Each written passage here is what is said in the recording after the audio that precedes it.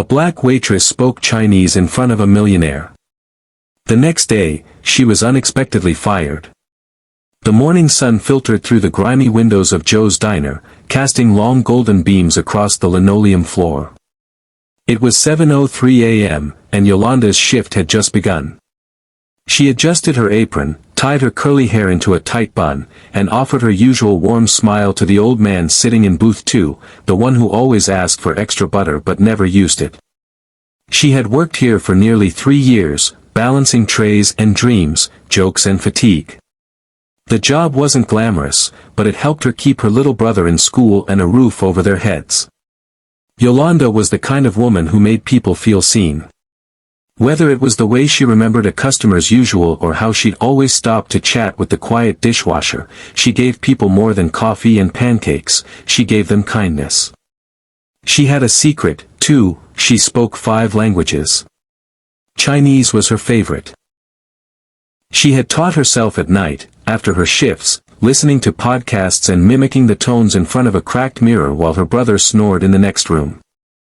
That morning, as she wiped down table 6, a man walked in, tall, sharply dressed, with a wristwatch that gleamed like it belonged in a museum. He had that look, important, impatient, detached. But Yolanda greeted him the same way she greeted everyone. "Good morning. Take any seat you like." He chose the back corner and buried himself in his phone. When she brought him coffee, he barely looked up.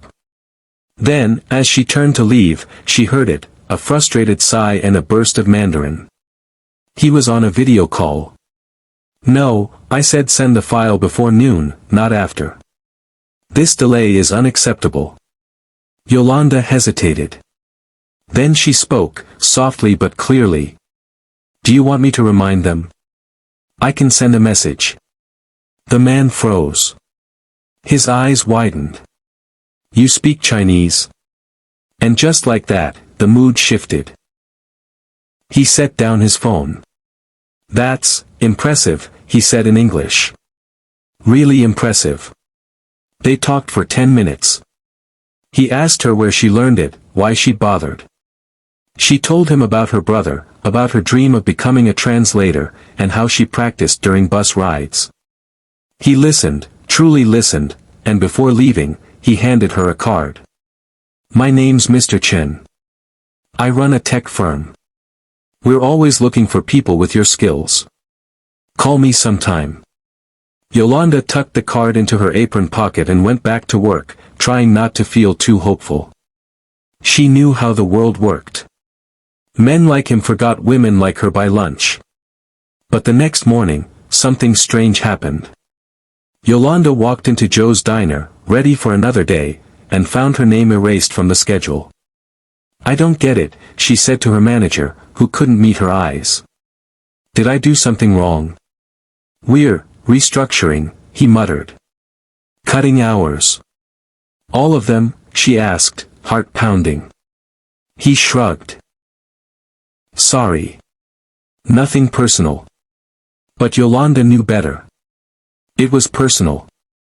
It was the way he flinched when she spoke Chinese. The way he once joked that America was for English only. The way he called her girl instead of her name. Her chest tightened as she walked out into the cold morning air, apron clutched in her hands like a flag of surrender.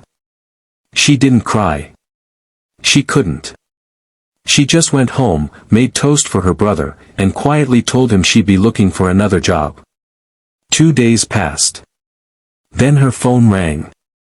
"Miss Yolanda," the voice said. "This is Mr. Chen's assistant. Are you available to come in for an interview?" She thought it was a prank. But the voice was real, and the address was fancy, and 3 hours later she stood in a glass tower in downtown Atlanta, heart thudding in her ears. Mr. Chen greeted her like an old friend. "You made quite an impression," he said. "You weren't easy to track down after you got fired." How did you know about that?" "I asked," he said simply. "I called the diner. They told me everything." She looked down. "I didn't mean to cause trouble." "You didn't," he said. "But they did. People like that shouldn't get to decide your future. The interview wasn't long. He asked about her language skills, her goals, her life. She spoke with the passion of someone who had never been given a proper stage. And when she finished, he stood up and extended his hand. How would you like to work with our international team as a junior translator? We'll cover training. And your brother's tuition. Yolanda gasped. Why would you do that for me? He smiled. Because I was once a dishwasher who barely spoke English. Someone gave me a chance. Now it's my turn. The days that followed felt like a dream. She traded her apron for a badge. Her bus rides became study sessions. Her brother, wide-eyed with pride, hugged her every evening like he was afraid she'd disappear. And every time she spoke Chinese in the office, people listened. Really listened. Months later, Yolanda visited Joe's diner. Not to gloat, just to remember. She saw the same manager, the same old booths. But she was different now. She walked taller. Coffee? The new waitress asked. No, thank you, Yolanda said. I'm just passing through.